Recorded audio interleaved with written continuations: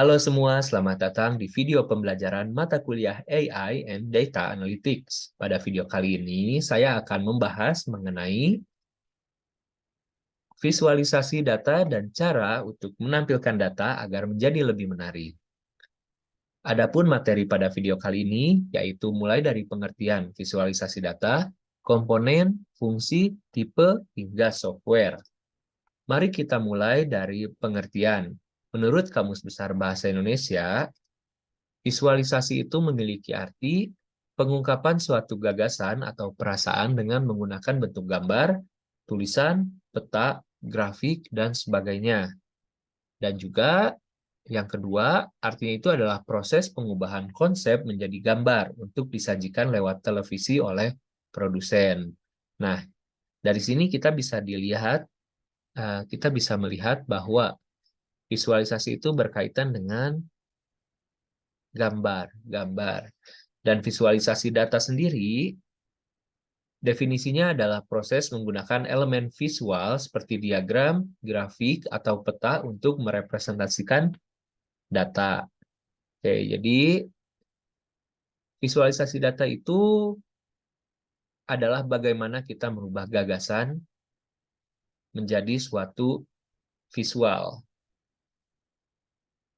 Jika gagasan itu hanya bisa dibaca atau misalkan didengar, tapi setelah dibentuk visual, itu kita bisa melihat secara jelas.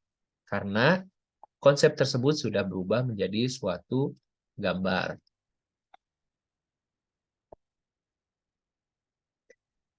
Nah, kita sudah masuk ke slide yang baru, di mana kita bisa melihat ada sebuah tabel dengan begitu banyak data. Tentunya ketika kita melihat tabel ini, kita perlu waktu untuk memproses semua datanya. Ini asal program studinya apa, tahun berapanya, belum lagi ada rentetan nilai seperti ini. Nah, ini penting juga dalam proses pengolahan data. Tetapi ketika dalam proses penyajian data kepada pembaca, hal ini dirasa tidak cukup menarik karena membutuhkan waktu yang lebih banyak untuk memproses, kemudian juga kita sebelum menghitung pun kita sudah pusing duluan gitu istilahnya. Nah, disinilah fungsi dari visualisasi data. Data yang masih berupa tabel atau data atribut ini diubah menjadi contohnya seperti ini. Diubah menjadi suatu visual atau gambar. Yang mana selain ada visualnya, di sini ada warna, ada angka, ada tulisan, semuanya dikombinasikan. Misalnya tadi adalah suatu tabel hasil survei kepuasan mahasiswa terhadap dosen di Universitas Singapura Bangsa Karawang. Nah, kebetulan kita lihat di sini ada grafik terkait kemampuan dosen dalam menguasai materi. Nah, untuk nilai baik kita wakilkan dengan warna hijau. Sangat baik direpresentasikan dengan warna biru muda, cukup baik biru tua, dan kurang baik dengan warna merah. Selain itu, dari sekian banyak angka yang disajikan di tabel tadi, visualisasi data itu harus langsung mengambil kesimpulan atau bukan hasil awal, tapi hasil yang sudah diolah. Seperti ini. Kemudian ditambah persentase untuk melihat porsi mana saja yang paling banyak dan yang paling sedikit, sehingga dalam waktu yang lebih cepat daripada membaca tabel, kita sudah bisa mengambil suatu keputusan atau kesimpulan. Nah, ini juga sama, salah satu contoh dari visualisasi data. Kita bisa bermain dengan warna, teks, tulisan atau angka, bentuk, dan lain-lain. Baik. Selanjutnya ada komponen. Komponen dalam visualisasi data itu ada 3, mulai dari cerita, data, dan visual. Kita masih ingat bahwa data itu adalah kumpulan dari fakta yang masih kasar, yang masih bisa dikelola lagi menjadi suatu informasi. Kemudian cerita. Cerita itu adalah bagaimana kita mengkaitkan satu informasi dengan informasi yang lainnya. Dan visual itu adalah tampilan dari datanya yang sudah dalam bentuk gambar. Oke. Visualisasi data itu penting. Contohnya dalam hal ini. Kita melihat di sini ada beragam angka. Nah, ketika kita buat satu rentetan angka dengan ukuran yang sama, dengan warna yang sama, dengan jarak yang hampir sama, ketika contohnya diminta, silakan temukan angka 70.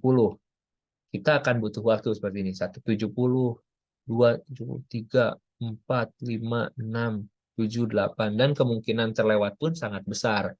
Tapi kita coba mainkan dengan suatu warna.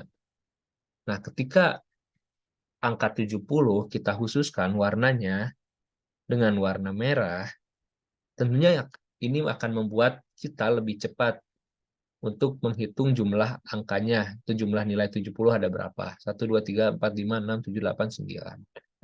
Contohnya, warna itu satu ya. Warna juga berpengaruh. Selain warna, ada juga ketebalan. Seperti ini. Walaupun tipis, sedikit maksudnya, tapi sudah cukup membedakan angka ini dengan angka lainnya. Garis bawah ataupun bentuk miring itu pun akan sangat membantu dalam penyajian atau mempresentasikan suatu data. Nah, ini adalah contoh data. Data ini ketika sudah dilakukan visualisasi data, yaitu dengan pembuatan grafik batang. Nah, di sini kita akan lebih mudah mengetahui seperti ini. 10 jumlahnya 2, 20 jumlahnya 6, 30 jumlahnya 4, hingga 90 jumlahnya ada 10. Nah, ini sudah cukup. Kita sudah dapat data dan kita sudah dapat visual. Tapi ada satu yang kurang, apa? Yaitu cerita. Ketika kita menambahkan judul, menambahkan judul utama, kemudian judul aksis X, aksis Y, itu akan lebih mudah untuk orang-orang memahami data apa sih yang disajikan, seperti itu. Nah, ini adalah contohnya betapa pentingnya tiga komponen tadi, cerita, data, dan visual. Nah, kemudian apa saja fungsi dari visualisasi data? Pertama kita lihat dulu di sini, ada satu quotes dari Dante Vitagliano. Data visualization is the language of decision making. Visualisasi data adalah bahasa dari pengambilan keputusan. Good charts effectively convey information. Grafik yang bagus bisa dengan efektif menampilkan informasi. Good charts enable, inform, and improve decision making. Grafik yang hebat memungkinkan kita untuk mendapatkan lebih banyak informasi dan meningkatkan kemampuan kita dalam pengambilan keputusan.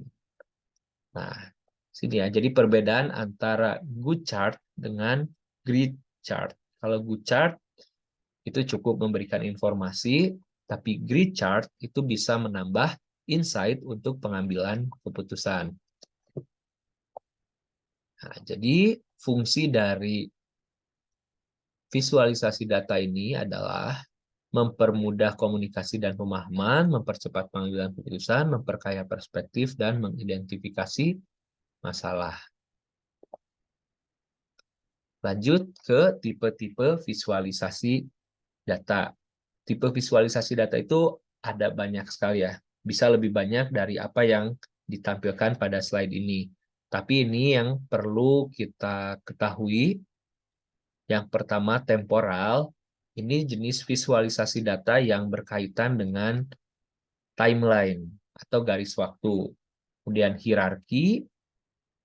Hierarki berkaitan dengan proses kekuatan atau menampilkan hubungan dilengkapi dengan kekuatan. Mana yang lebih kuat, ke bawahnya yang lebih lemah.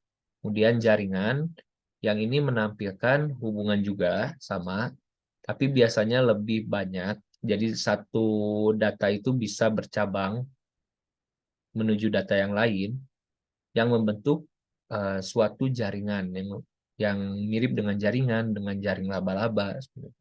Kemudian multidimensi, ini adalah bentuk visualisasi data yang umum yang sering dijumpai.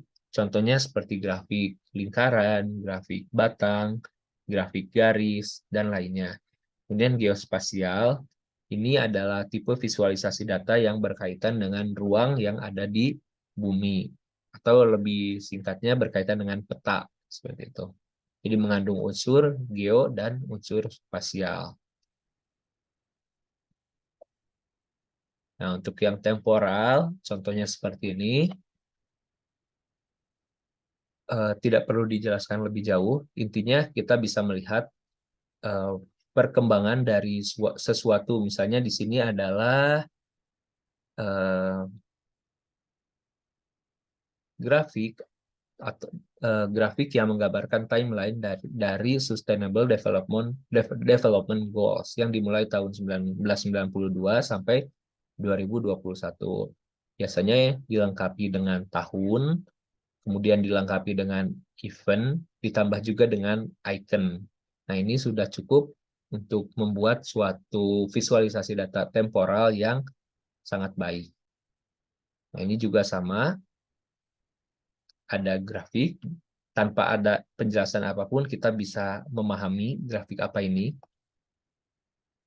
Yang kedua, hierarki. Contohnya adalah ini, human food pyramid, jadi piramida makanan dengan manusia sebagai top, dan juga ada ini piramida makanan di laut, termasuk dengan ada juga rantai makanannya dan jaring-jaring makanannya. Oke, kemudian untuk jaringan, nah ini jaringan yang tadi ya, jadi menunjukkan hubungan antara satu data dengan data yang lainnya. Biasanya cabangnya ada banyak. Ini juga masih sama, hubungan antara corporate.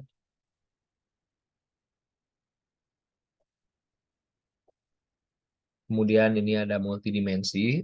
Bisa dilihat ada grafik, ada pie chart atau grafik lingkaran, ada grafik batang, ada grafik area.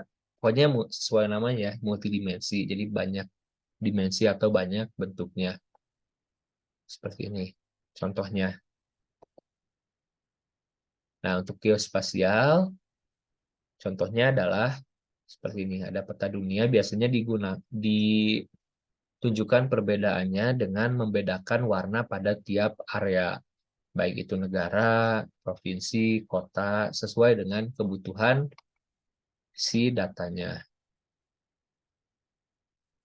Ini pun sama, ini adalah salah satu contoh visualisasi data penyebaran COVID yang ditampilkan melalui data geospasial.